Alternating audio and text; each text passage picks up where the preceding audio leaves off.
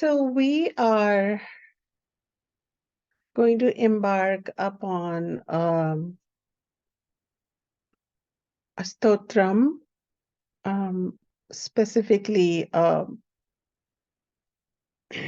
what is known as a Shatakam, a 6-stanza verse. And probably it might take 6 to 8 weeks to study through it. It might take a bit longer or shorter. I cannot determine at this point.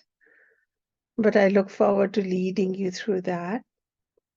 Today, I'm going to give you a bit of an overview of the verse of the Shatakam and also the author whom our lineage is associated with, which is Adi Shankaracharya.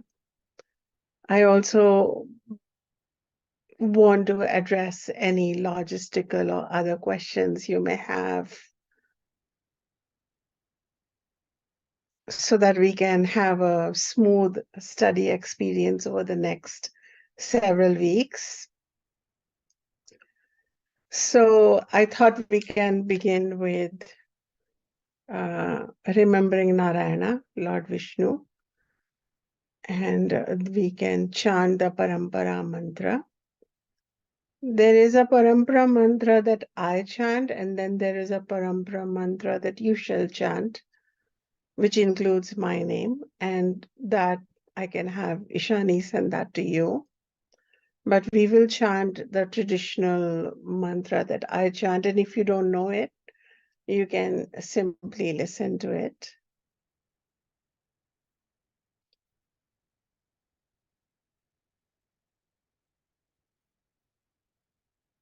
Om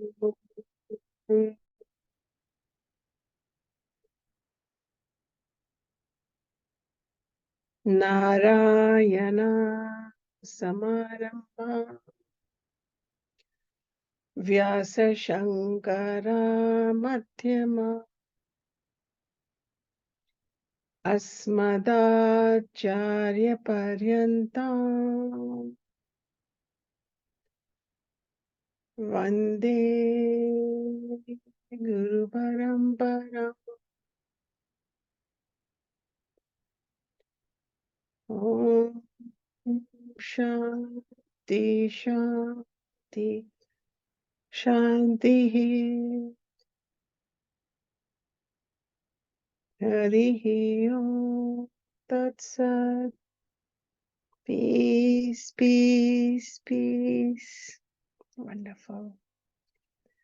So I have been teaching from the pure texts and hymns and stotrams all my life, but we're starting again in these smaller groups that will come together from time to time. The way we meet is informal, heartfelt, devotional, from a place of Shraddha towards Advaita, the knowledge of non-duality, which will be our main exploration on the Thursday mornings. And this specific hymn that I am about to introduce to you is very special because it emerged from the heart of Adi Shankara when he was 12. And let me share with you a little bit of his life. Then we will go into the introduction to the Nirvana Shatakam. Then we will stop, take any questions, and also answer any last logistical questions that may arise for the next several weeks for you. And shouldn't be much because I did send you a detailed letter, but still, you know, some things may arise and you can bring that up. So Adi Shankara lived about 1400 years ago. He was in form in a body 1400 years ago. His exact year of birth is not clear, but it's about 788 Common Era. So 7th to 8th century, he lived then. He was born at the tip of India in a state called Kerala. I would love for you to look up where Kerala is on the map of India and also look at some images and photos. It's a beautiful green place. It's often called as the land where Ayurveda was deeply preserved and is still beloved today. He was born in Kerala and he led a very short life. He left his body at the age of 32.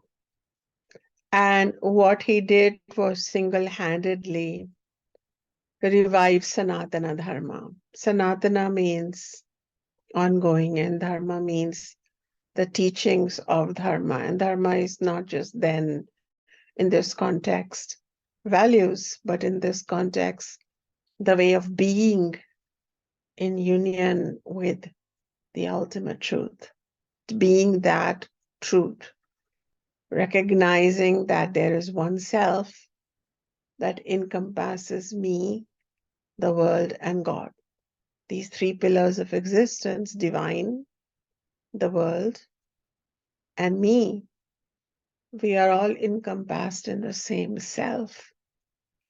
That the indwelling Atma is one with Brahman or Paramatma. This knowledge he gave.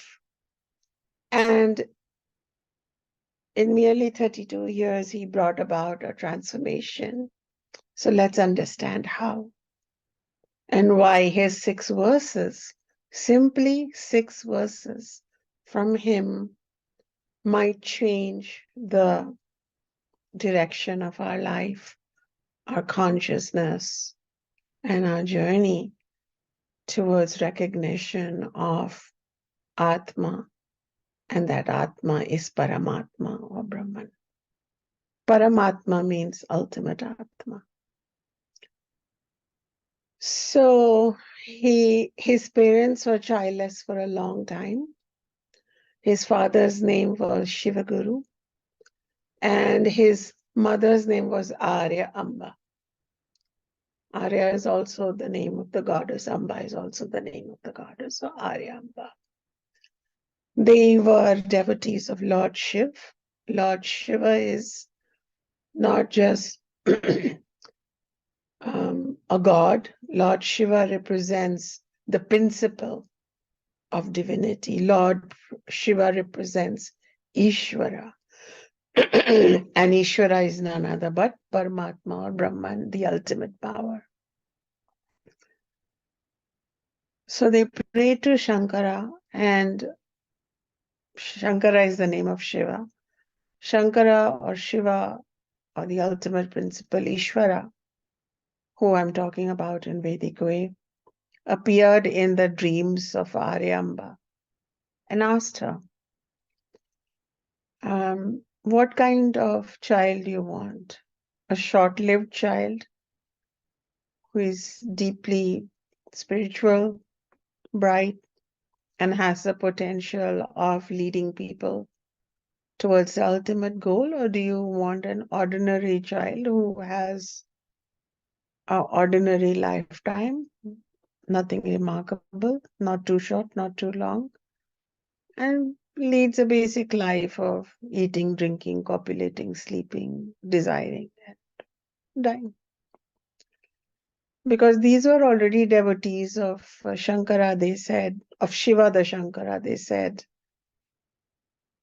Somehow the woman chose in her dream, which is significant that she chose in her subconscious dream the short-lived child.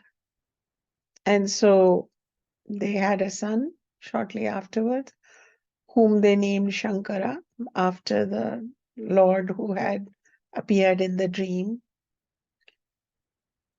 This child from very beginning was a prodigy. At age 2, He was speaking in fluent Sanskrit, not ordinary Sanskrit, but Sanskrit of the scholars. By age 8, he was 6 actually, he was chanting the entire Bhagavad Gita and also spontaneously uttering the Upanishads. And he started having this desire to sannyasa. Now, sannyasa is the opposite of grahastha. Sannyasa is not an ashram which happens at the end of life, but sannyasa ashrama is something one chooses when one feels with great conviction that one is done with being a householder. So one can be a sannyasa. One can take sannyasa at any time. So he started asking his mother. Now, unfortunately, little Shankara had lost his father at age 3. So he was brought up by his mother. And his mother was very attached. He was her only child. She had already lost her husband. So she kept saying no. One day, Shankara was bathing in the river and a crocodile got hold of his foot. And his mother was on the shore of or was on the bank of the river, and she started screaming and shouting. And the crocodile was about to pull Shankara in. He was 12-year-old at that time. And Shankara had an idea. Shankara knew that this was not crocodile. This was Ishvara saying that if you don't leave this river of routine life, it was a symbolic understanding, then you will be pulled down. So he said to his mother, perhaps if you give me permission, Ma, to take sannyasa, I have a feeling that this crocodile will just simply let go. The mother, being mother, she said, yes, yes. She shouted across the river, yes, yes, I give you permission to go. Immediately, the crocodile unstuck its jaw and disappeared into the river.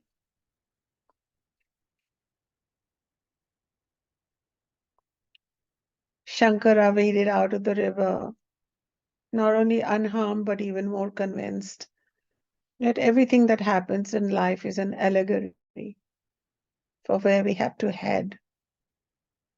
So he bowed to his mother and left immediately. But his mother took one promise. She said that when I'm at my deathbed, you will come back and you will also do my funeral rites. Now, when people take sannyasa ashrama, when they choose it in India, and traditionally, one becomes absolved of these duties or dharmas, the panchi yajanas, which I've spoken about. Some of you who are my older students know about it, but panchi yajana is 5 duties we have to do on a daily basis. One of the duties is towards our parents and ancestors, and so this includes being there for them and doing their last rites. So a sannyasi does not have to look back, but so compassionate was his heart that he said, yes, I will come back. And he did, by the way. He was criticized by some other sannyasis, but he didn't really pay heed. He had gone beyond rituals and institutions. So now our 12-year-old Shankara starts walking, and he walked 2,000 miles. He started walking north. It is not very clear where it happened, but most probably near the river Narmada, Narmada. And you can look up the path of Narmada, but probably near the city of Omkareshwara, in Madhya Pradesh, MP, the state of MP. He met his guru, and the guru's name was Govinda Bhagavat Pada. I should write the name in the chat.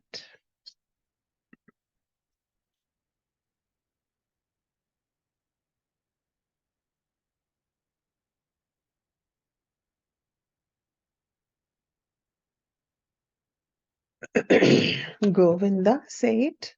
Govinda Bhagavat Pada. Yeah. Actually, the name of the guru was Govind.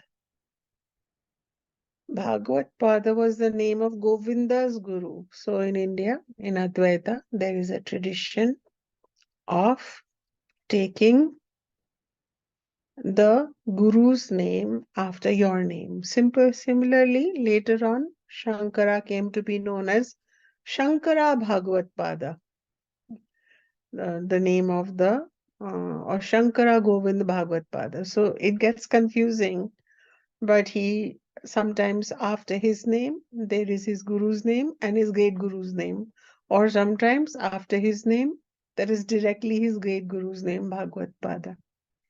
So these are all Shankara. And Shankara, when he became a full Acharya, came to be known as Adi Shankara, the first Shankara, because he started a sampradaya, an order. And all other heads of the order became Shankara, so he came to be known as Adi Shankara. Now, moving forward, some very critical thing happened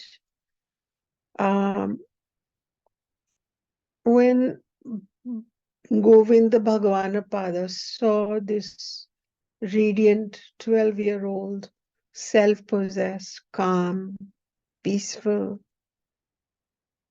He asked this boy, "Who are you?"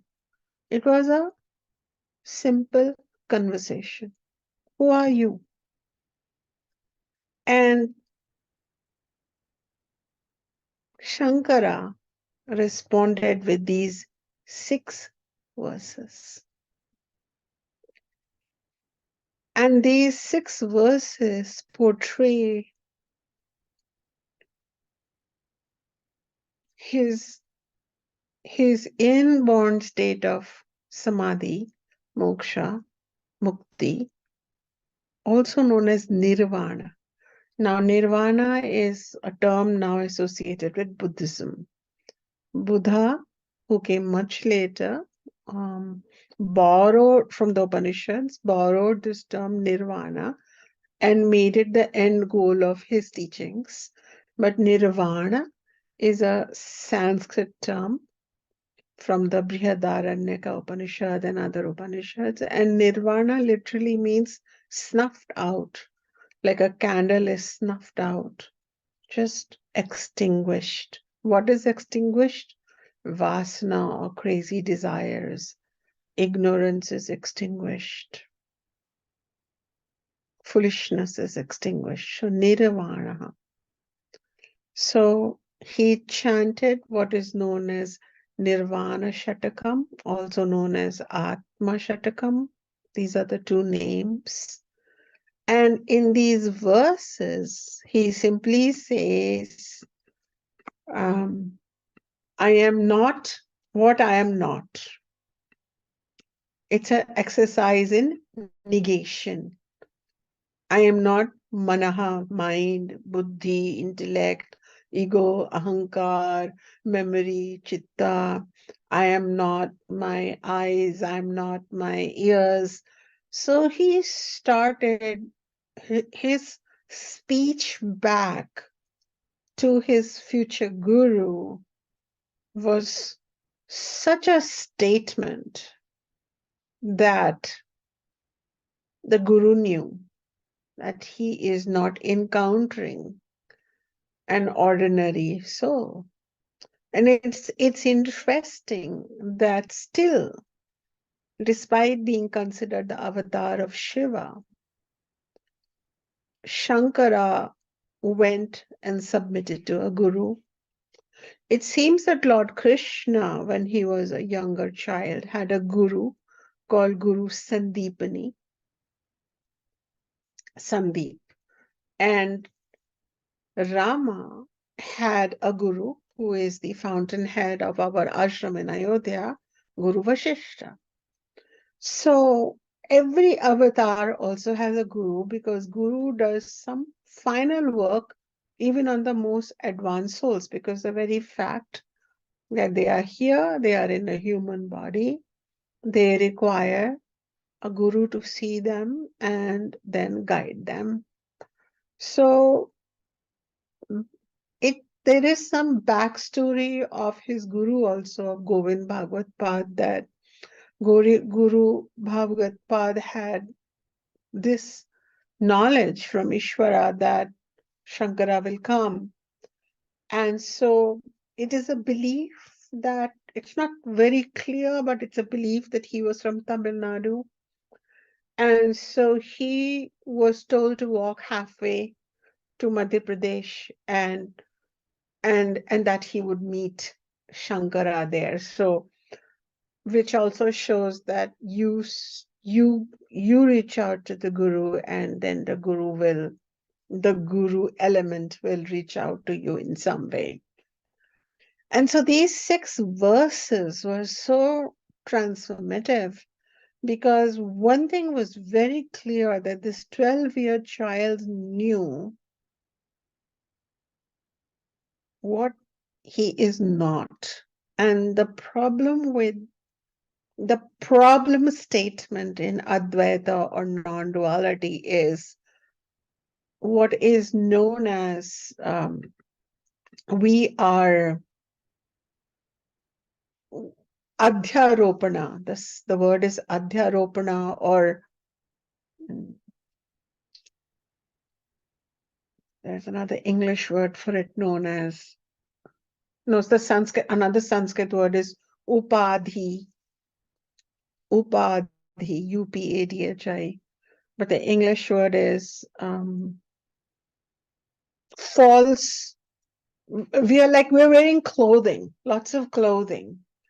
And I'm going to think of the English word, but the true essence of who we are, our power, our truth, our divinity dwells there, is as if submerged by all these upadhis.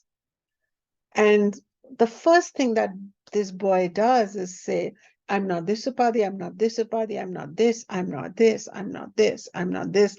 Who am I? I am Shiva, I am Shivoham. Shiva plus Aham is I am Shivoham, he says. And Shiva here again can represent the god, Shiva, Ishvara, but Shiva here also is another word for Atma. In the Upanishads, Atma has several names, same thing. For example, Atma is also known as Shantam, peace.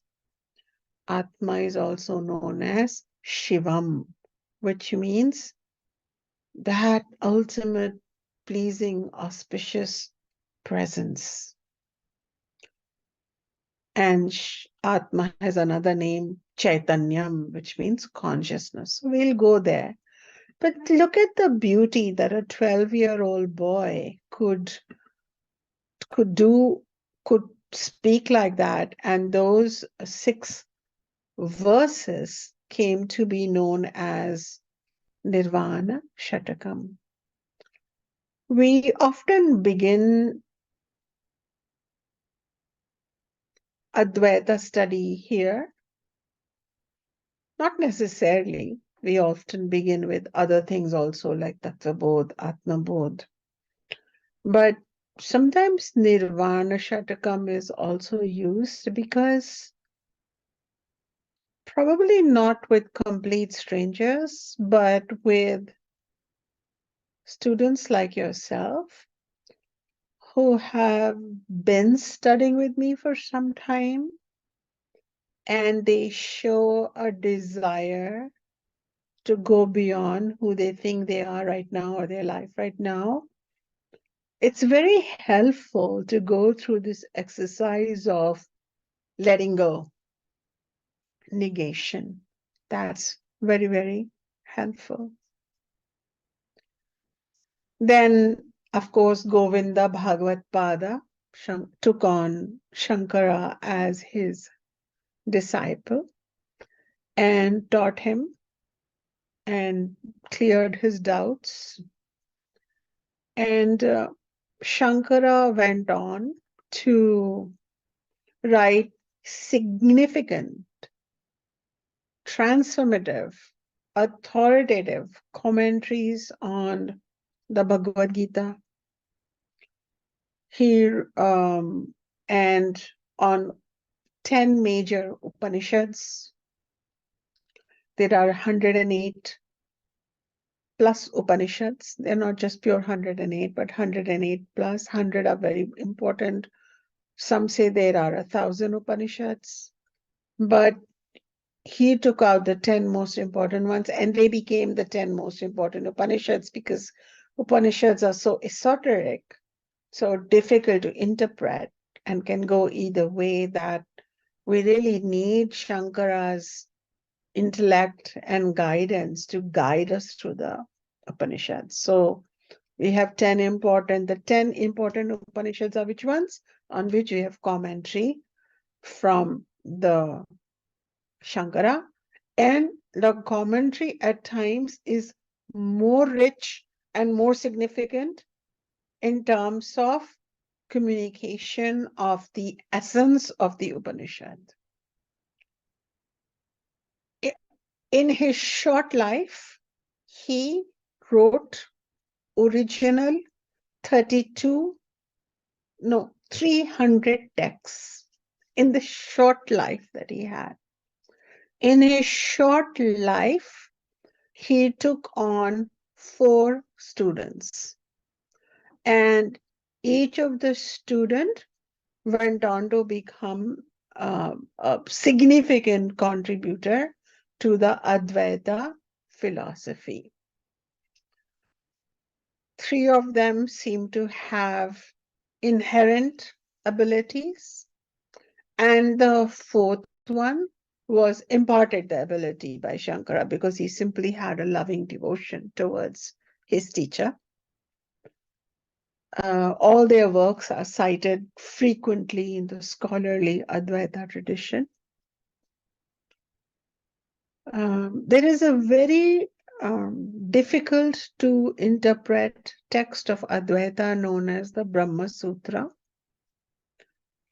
And his commentary on the Brahma Sutra is not by him, but his commentary, the Brahma Sutra Bhashya, is an amazing commentary because the Brahma Sutras are hard to understand without his commentary.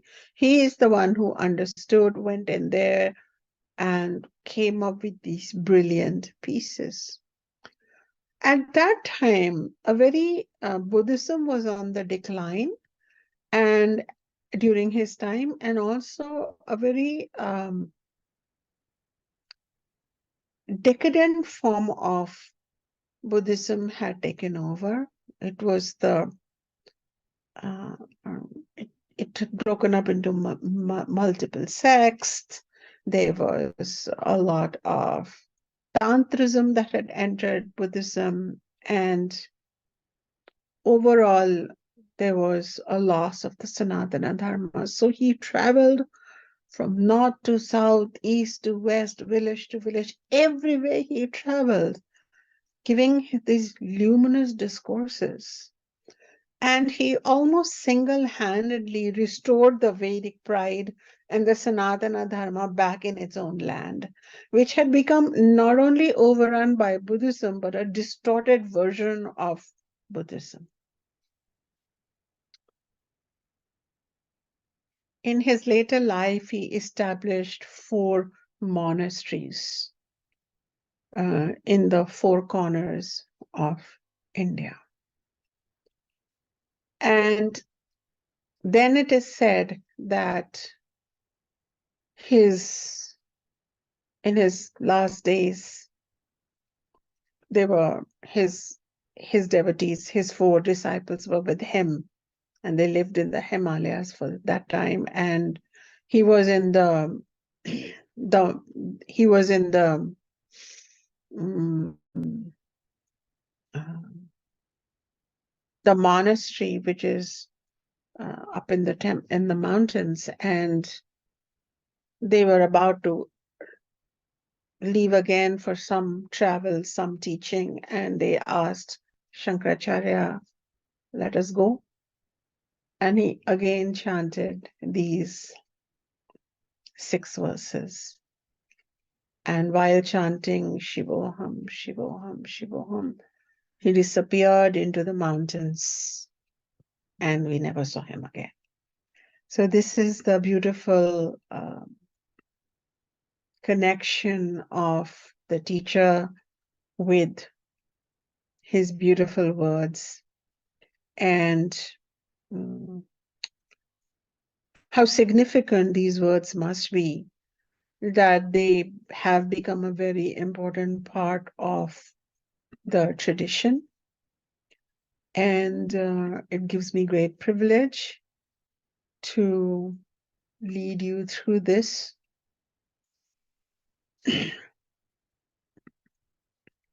Nirvana Shatakam, Atma Shatakam. We can briefly look at the way spelling of numbers go in Sanskrit. So 1 is known as Ekam,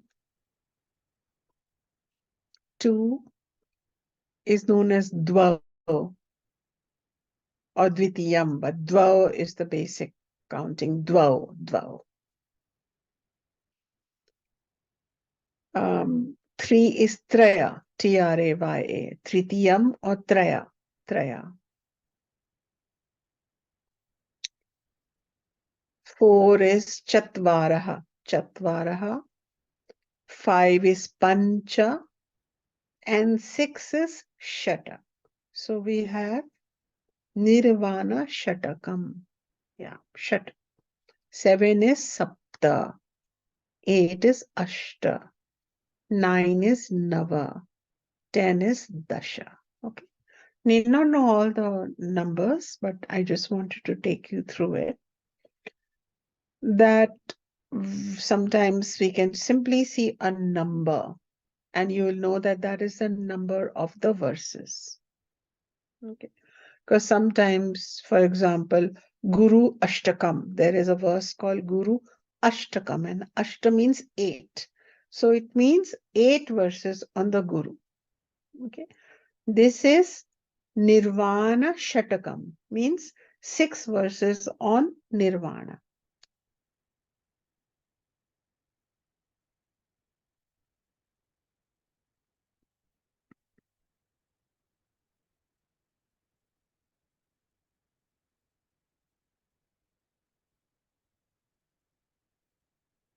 So now that you have some background of Adi Shankara and some background of how Nirvana Shatakam or how Atma Shatakam emerged from this self-realized beings, this avatars speech, let us understand a little more background around it.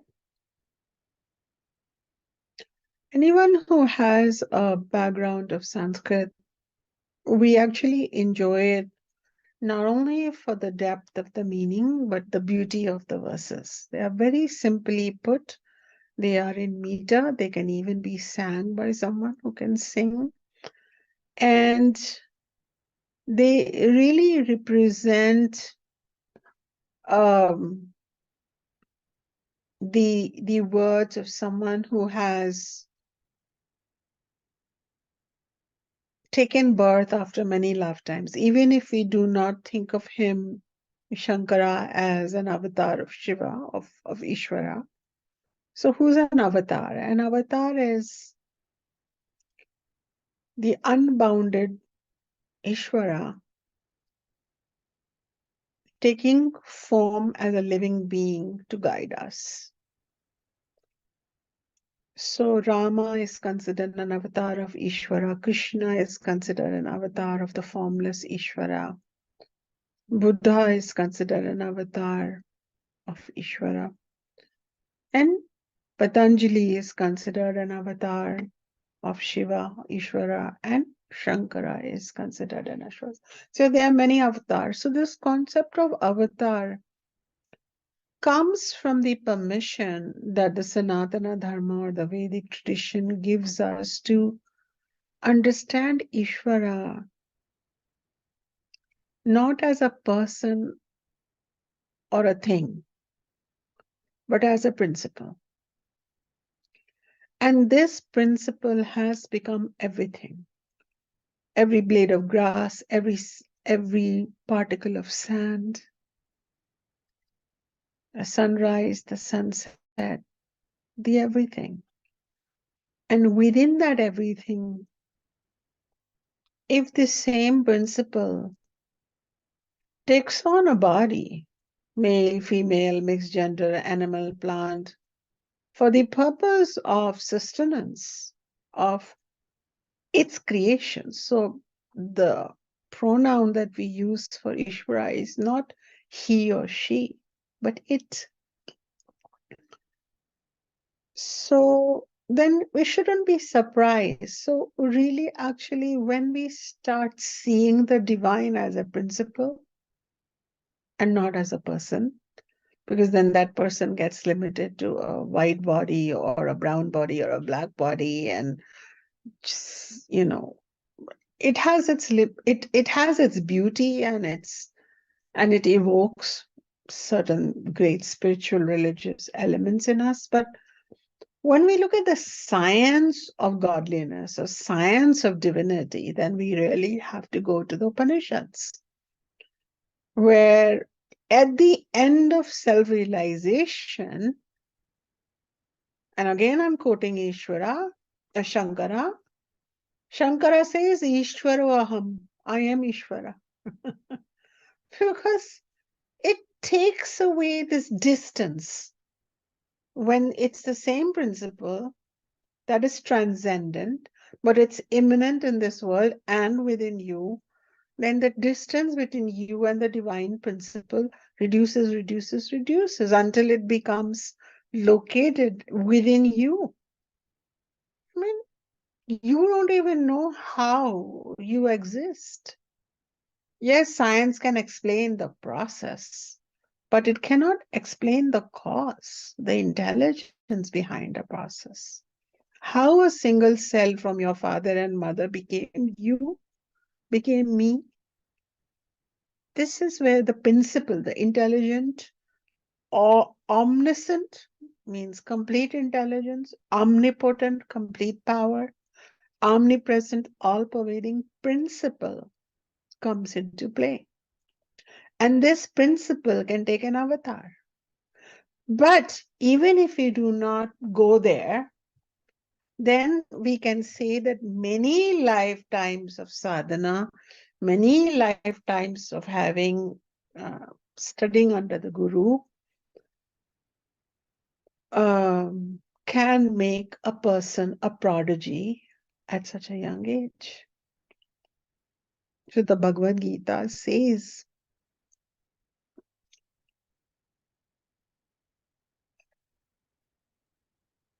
that Bahunam Janma means many, many births of what? Of Jnana Vanamam Prapadyate means of many, many janmas, many, many life stories went in listening to, contemplating upon, and internalizing Jnanam. Jnanam is a word that we use frequently, but let's go there. Jnanam is not ordinary knowledge. That's why when we translate Sanskrit into English, we use the word knowledge, knowledge, knowledge. So we say self-knowledge, self-knowledge, self-knowledge. But self-knowledge in Sanskrit means Atma Jnanam. So Jnanam is that which pierces through the upadhis or the coverings or the false things that qualify something to reach the kernel of truth. I'm seeing some rose bushes in front of me because I'm sitting in front of a French window which looks into my backyard. So I see on the surface a pot, a rose bush, thorns, some buds, interestingly, because it's a very warm November in which I'm teaching. But if I look deeper, it's carbon, 5 elements, and I go deeper. So if from Sanskrit, from Ayurvedic perspective, it's 5 elements. From 5 elements, I go deeper. And I see intelligence there. The intelligence to be the 5 elements. And I go deeper. And I see some consciousness there, and I go deeper. And this is where I encounter Ishvara. So clearly, Shankara had cultivated jnanam. And this jnanam is not available currently in any other teaching in the world. I don't talk like that in my public classes. But fact is, and we have to give credit to the seers of the Upanishads, that this worldview, this divine view, this understanding is unique. This is why the Upanishads have been the solace of both mystics and of quantum physicists. It meets the needs of every mind, because this is superminds have created, sustained, and disseminated this wisdom. They're not ordinary minds.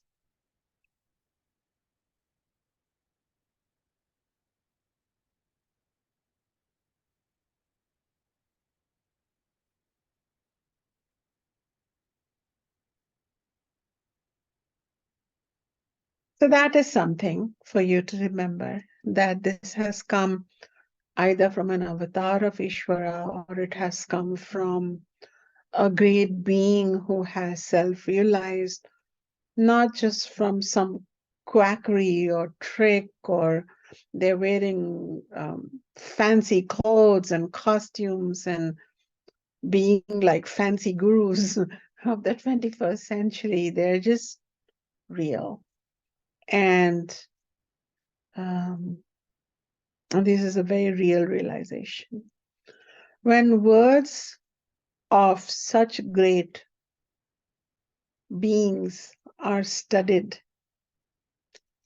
they are not just words, but they are a transmission, Shruti. And depending on how purely you come to these words, how you listen to them, how you sit with them, and where you are in your Janma life cycles over many births, accordingly you will move forward. But definitely this Nirvana Shatakam or Atma Shatakam is also good material for Swadhyaya. Swadhyaya means for daily contemplation.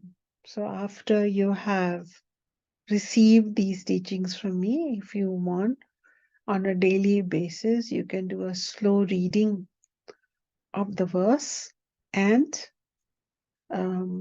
because you would by that time know the meaning of every word, it would evoke certain clarity within you and a silence within you that will be a direct connection to the Shiva, Shivoham. You will feel like that.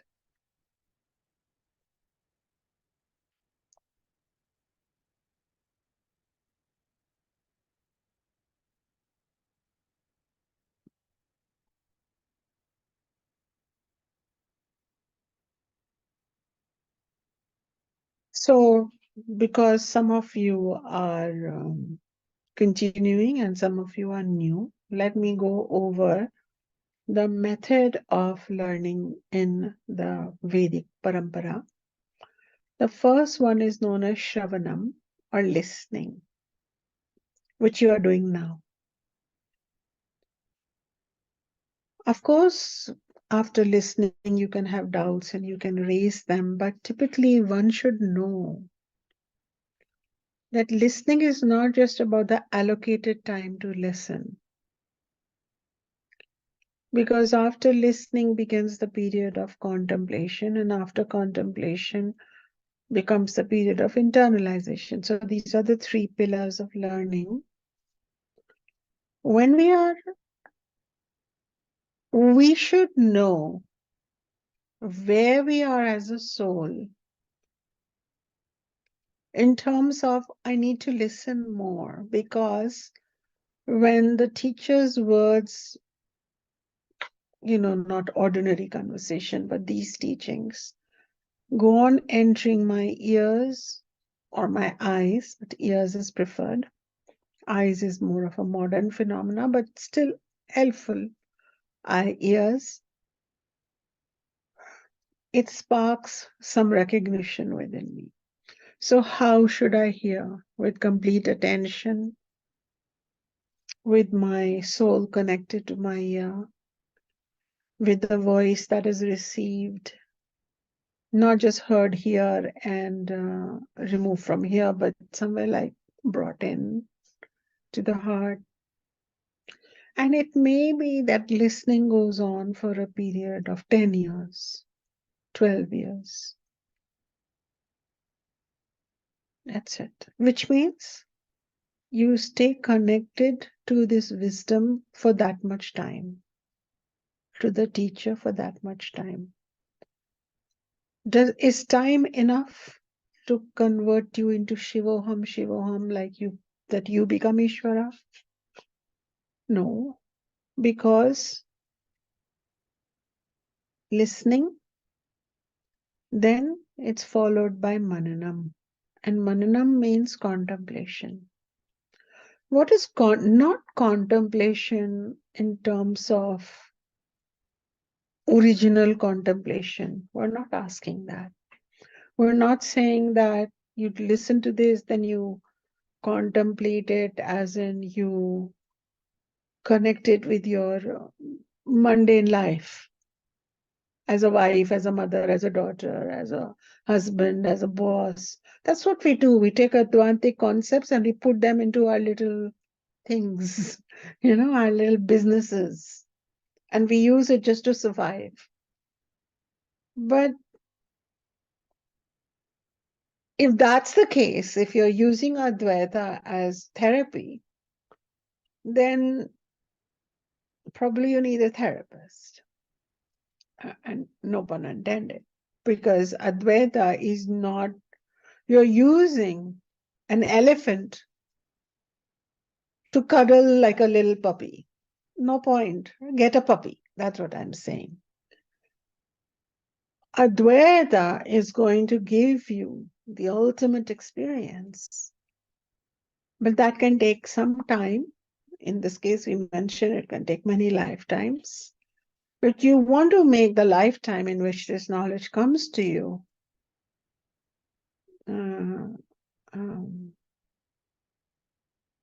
my English is so rudimentary today. I've spoken English because I hardly talk, so I write more. So if I was writing, I'd do a better job. Yeah, so it'll get better as I keep teaching.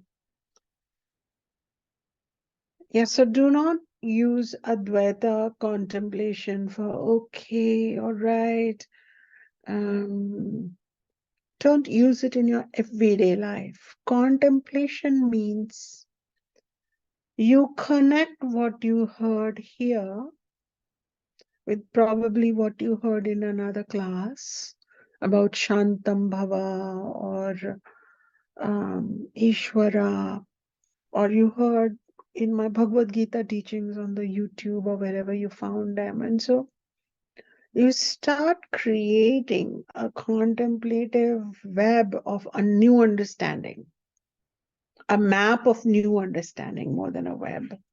A web has negative connotations, a map where things start connecting. Okay. So that what you learn from a prior text, in case you learn more text, what you're learning from there, all becoming a cohesive map of clarity. That is contemplation. Because sometimes what students do is they listen very carefully in that one class. Then they take that knowledge and then they contemplate on it from within their own jiva. Jiva means ordinary human existence. Saying, oh yeah, I am Shiva, so I don't have to deal with my sister-in-law. Example. Oh, I've contemplated. It's okay, it's fine. But now we must understand that mananam here means understanding that what is the deeper invitation, what are the basic principles, what are the precepts, what am I understanding, so that because once we contemplate on Advaita teachings enough, and through a few texts, we get this whole new way of thinking, which elevates us from a jiva existence. And it cannot happen until we have elevated ourselves through enhanced understanding of Advaita. Because this understanding is the path of knowledge, it is the medicine, and it will make us let go of what is not needed. So then we come back and we can have an ordinary jiva life, but which will feel much more simpler, much less angst. So what you don't want is to take your Advaita learning and drop it into the pile of your jiva angst. Just stir it around and think you'll go somewhere, because you might get some relief right here, but you won't really make a headway. This is something, it didn't occur to me to talk about it until this moment, because I've been talking about Shravanam Mananam, but I was just wondering that if there are people who've been doing Mananam for years, not just with me, but with other teachers too, why don't we see more Shankaras emerging? Is probably because Mananam is being reduced to it's being recycled with the other laundry. But Mananam has to be done where maybe you take even today and say, okay, today I understood what, and it could be 3 things that really connect with you. Write that down, hold on to it, think about it some more. And the next time, these 3 thoughts will merge with the next 2 thoughts that you pick up. And so this way, you create a map. So that's something I wanted to clarify, so that you don't go round and round in circles and every text feels exciting, but more than exciting, it should confirm what you already know now. And at some point, the outer learning will end and the jnanam, the revelation begins. Yeah? Okay. The final one is known as nididhyasanam. And nididhyasanam literally means you have now this map of thinking. And it has now told you that you are Atma, yourself, and you are not Anatma, not self. You're not the body. So you apply it in your life. Now this stage comes, third stage. Now you can bring this knowledge into your life. Now, where I can give you an example. Like in my case, an MD would say, you are now 50 plus, like I'm almost 60, but it's like you're 50 plus. You must get a mammogram. You must get a what? Pap smear. You must get a colonoscopy. We want to rule out cancers. Now, in my case, I will say, but I'm not the body. No. So now it's finished. There's not much discussion on it. Not the body. Okay, yeah. My vision needs help. The sense organ needs some glasses to get by. Okay. So we can take decisions based on this knowledge. So the time to apply the knowledge in your life is in the third stage, not in the first two stages, because you are still learning.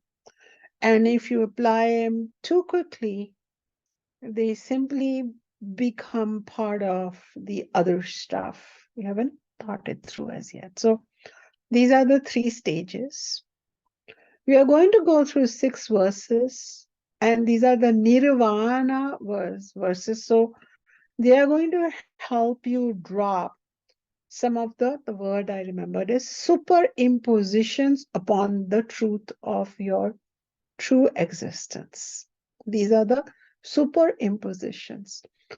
If we are carrying a very heavy backpack and another bag in our right hand, another bag in our left hand, and we are trying to go from one place to another, it's good to look into the backpack to see if you really need to carry all this stuff.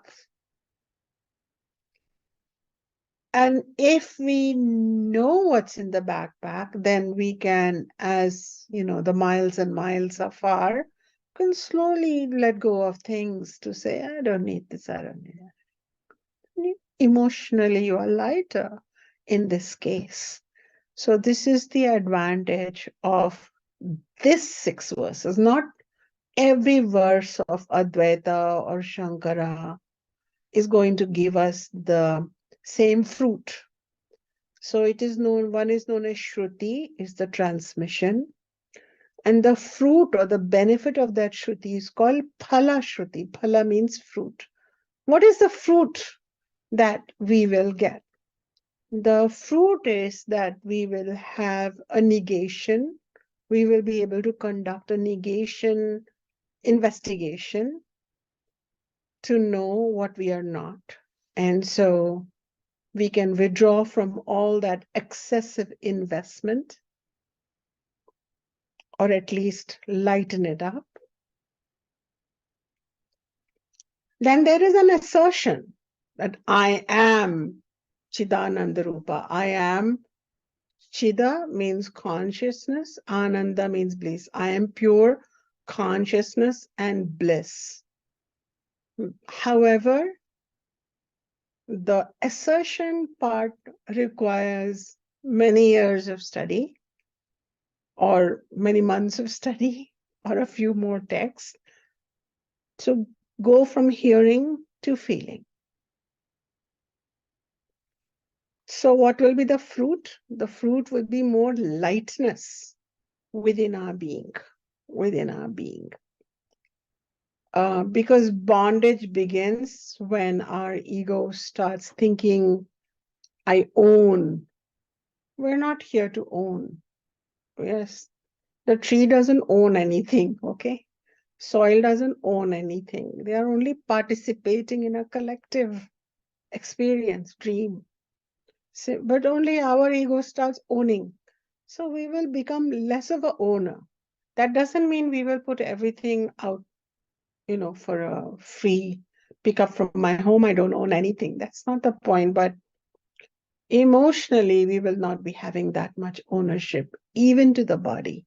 So we will feel quite light. So that would be the Palashruti of this. We would be able to let go of those superimpositions, be aware of them, and protect ourselves from these superimpositions or adhyasas taking over, right? Taking over and covering up our reality. So this is the benefit of the Nirvana Shatakam. Next week, we will begin with verse 1. So you can read it, you can try and go over every word, if possible. Just simply be with it in terms of reading it, and then I will lead you through it. If you... We don't have an image of Adi Shankara, but probably I can share one with you that I really like. Can you enable my hosting, my sharing, Ishani?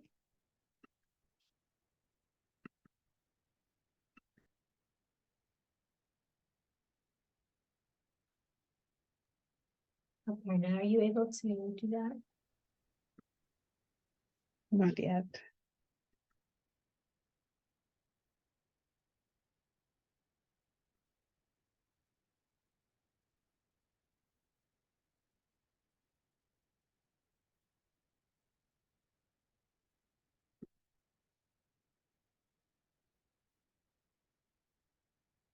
Here is one.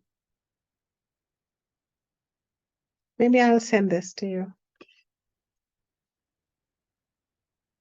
This is an imagined image of him, youthful, holding the scrolls. These three here, Shiva devotees have this, 3 lines. They represent, Jiva, Atma, Paramatma, Rajastama, Sattva, all the three trinities, Brahma, Vishnu, Shiva. Yeah. So I'm going to stop here, and I welcome your feedback, your comments on just what you received,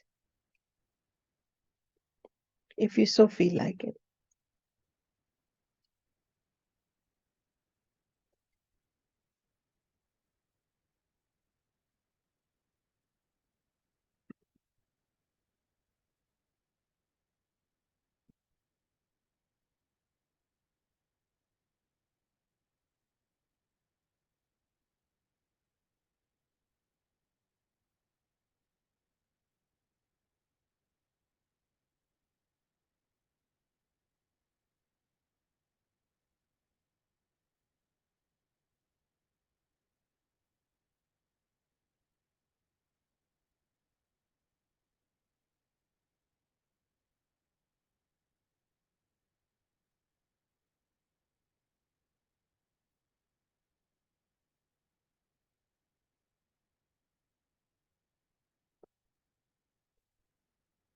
I'm really liking how the sun is coming through Soumya's window. Mm.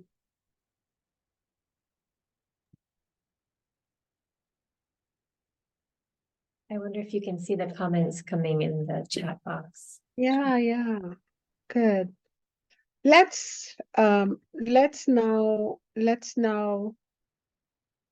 Let's now take a moment, close our eyes, and think of more than grateful, which thank you.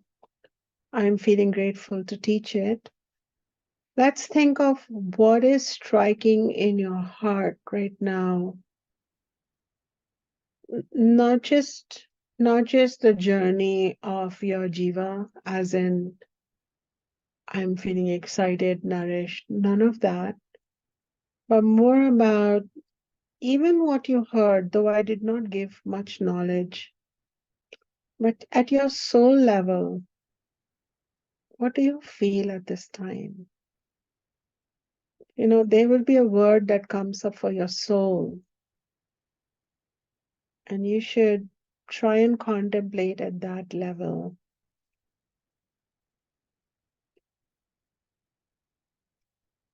Okay, let me give you an idea how this happens. For example, now in my case, from whatever we discussed,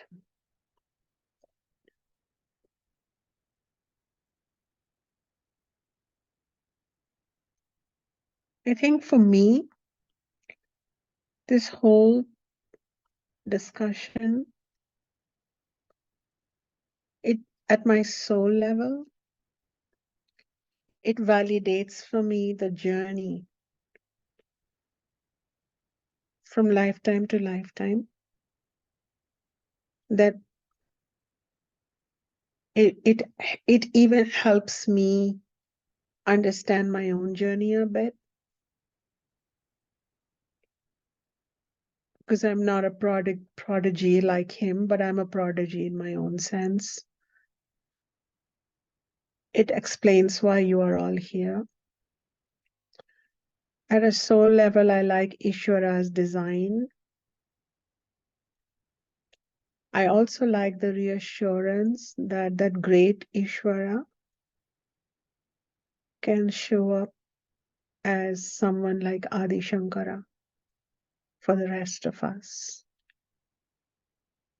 These are some deeper ideas that give me strength. This is the way you can contemplate. Yeah. Does this help you? Yeah. And when you listen and say, oh yeah, what does this mean for me?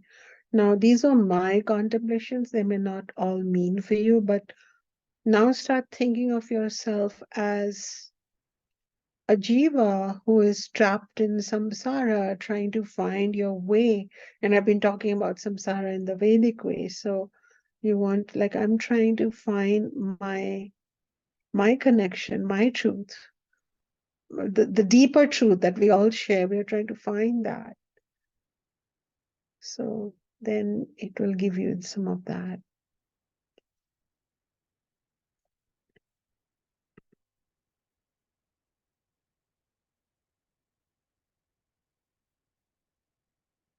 Yes, yes. Grace of Ishvara's design. Yes.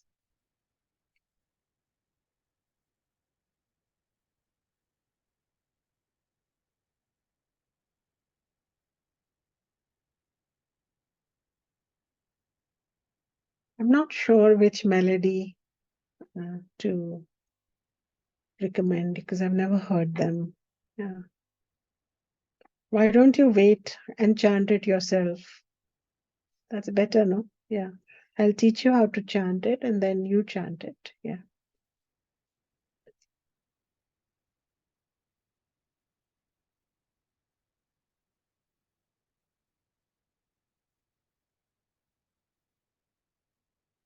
Yes, Lakshmi, very true that you can hear it, but how to assimilate it and how to keep this assimilation a little elevated from your ordinary mundane contemplations, and to not constantly mix them and put yourself in this special status of, hey, you know, I'm a student.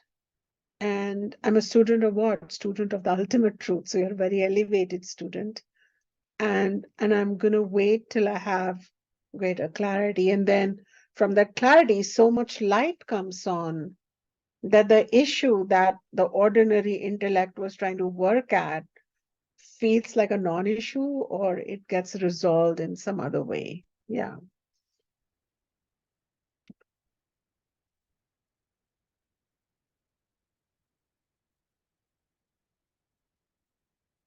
that's right.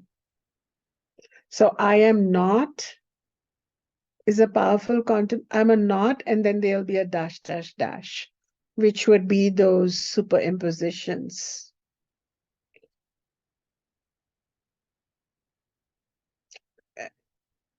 Yeah, yeah. Okay, very good. So does anyone have a question? You can unmute yourself and ask if you have a specific question related to what we looked at today.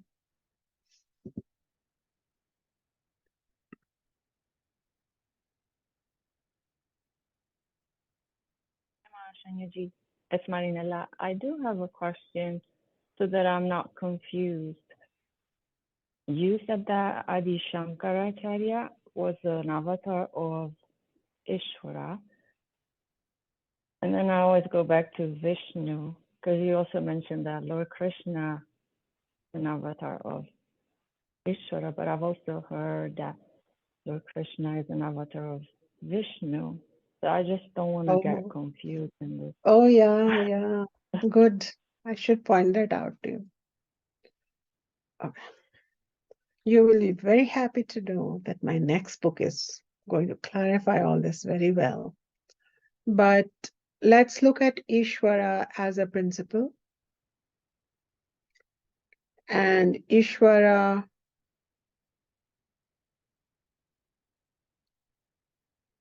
has the most important aspect of this principle is the orchestration of this whole universe with its millions of galaxies, right? And everything, if you can see, is in order. Would you agree? There is a rhythm, yes, and there is an order. Would you agree? This rhythm and order is understood as the order of Ishvara, and Ishvara works through three agencies. That principle, a principle like we have principle of gravity or principle of karma. This is all principles under the important principle of Ishvara.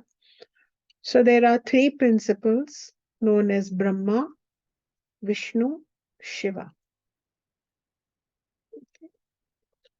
Now, I'm talking from the pure Vedic Upanishadic perspective. Brahma is the principle of creation. Vishnu is the principle of sustenance or maintenance, and Shiva is the principle of dissolution or destruction. But not destruction from the ordinary English word, but dissolution for new creation. So can you imagine the truth being cyclical? Within it, there is a triangle of creation, sustenance, dissolution. Do you see that? Yeah. Like Pitta, Vata, Kapha, right? Pitta is creation, Kapha is sustenance, Vata is destruction. So actually, Brahma, Vishnu, Shiva is also Ishvara. When Ishvara creates, known as Brahma. When Ishvara sustains, known as Vishnu. When Ishvara destroys to create again, it is Shiva. This principle operates everywhere. A star is born, a star has sustenance in life, and a star dies. A thought is born, a thought has some presence, a thought dies. A cell is born, a cell has life, a cell dies. Do you see that? These are the three pillars of cosmic intelligence. If Ishvara is cosmic intelligence, then it operates through these three forces. Anabolic, metabolic, catabolic. Everywhere you see this. It gives me the goosebumps to understand cosmic intelligence at this level. In fact, you can see that this universe needs Shiva, destruction, dissolution. Otherwise, we get what? Cancer, we get obesity, we get lumps, right? Do you see that? So everything happens. Similarly, if we don't have Brahma principle, then no fresh ideas, no energy. And you can all have all the ideas you want, but if you don't have Vishnu principle of sustenance, then you will not be able to maintain status quo. So, so when we say that Krishna is the avatar of Vishnu, you understand that Vishnu means Ishvara, because Brahma, Vishnu, and Shiva are nothing but Ishvara. I am one person. To you, I am Acharya. To some of you, I am Guru. To some of you, I am your Sadguru. Anything. To my child, I am mom. To my father, I am daughter, but I'm the same. Do you see? Now, when Ishvara is contacted for the principle of sustenance, which will include law of gravity, which will include the seasons, which all this comes under Vishnu. Would you agree? The divine feminine equivalent of Vishnu principle is what? Lakshmi principle. Now, it's not this principle or that principle, because these principles are co-working together. The divine feminine aspect of Brahma is Saraswati. The divine feminine aspect of Shiva is Parvati. She has many names, Parvati, Durga, Kali, many, many names. Okay, got it? Shiva and Shakti. In short, we call her Shakti. All right, are we clear? So now, sometimes, most of the time, Ishvara as Vishnu wants to restore order to the universe, will take an avatar on earth or elsewhere. We don't know about elsewhere, but we can report for earth. From that perspective, amongst the Vedic tradition, we believe that Buddha, Jesus, Guru Nanak, Mahavira, all these gods were what? Avatars of the sustenance principle. Are you with me? Sustenance. But why would Shankara be a principle of Shiva, would be an avatar of Shiva? Because Shankara first is teaching us dissolution, letting go, to find out what is left. Similarly, Patanjali is considered an avatar of Shiva, the who gave us Yoga Sutras. Not everyone, nowadays many people claim avatars, I am avatar, but the tradition does not recognize them. Okay, so that is what is an avatar. There are some minor avatars of Lord Brahma also, but you don't know about them. So when we do avatars or study about them, probably in Vedic way, that is where it will happen. So are you with me? Clear? So whether someone is an avatar of Brahma or Vishnu or Shiva, it doesn't matter, because it all means Ishvara as the cosmic intelligence. Yes, the Sanskrit is, you'll have to rewatch this and then look up the Sanskrit. Yeah.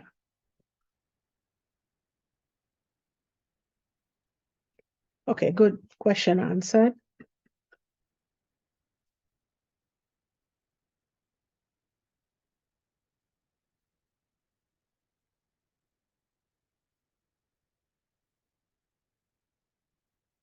Okay. We have last few minutes. So any logistical questions? Otherwise, we just keep meeting here till we complete this Nirvana Shatakam. Okay. I forgot to chant the Sahana Bhavatu mantra, which usually is chanted at the beginning, but I'll chant it now. Doesn't matter. And then we'll also end with the Asatoma mantra. So we'll chant the Sahana Bhavatu and then the Astoma. And then you have it open in front of you. Yeah, those mantras. Okay.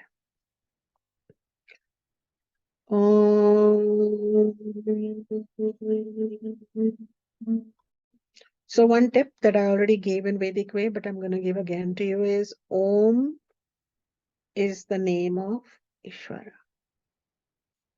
So when you chant Om, if you say Shunya, I'll say yes.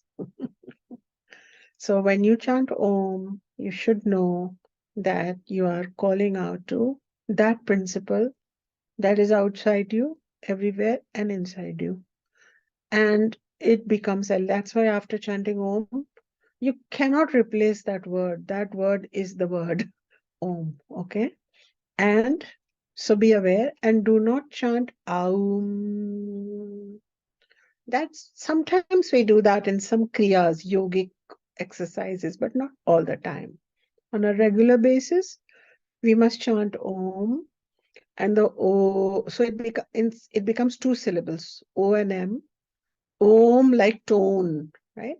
And O part should be equal to part, okay? So whenever you chant Om once, twice, and I would say a few times quietly by yourself every day, connect with Ishvara, and that will help you with your studies. So, Om Sahana Bhavatu Sahana Bhanaktu Saha Vidyam Karavavahe Tejasvinavaditamastu Ma Vishavahai. Om Shanti Shanti Shanti. Closing mantra. Om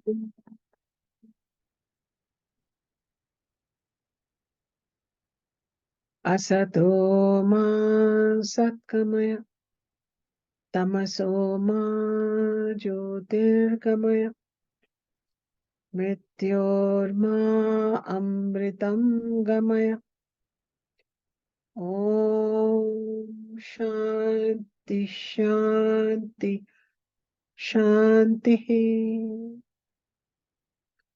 Om peace, peace, peace. Om Shri Gurubhyo Namaha. Harihi Om Tat Sat. Take care.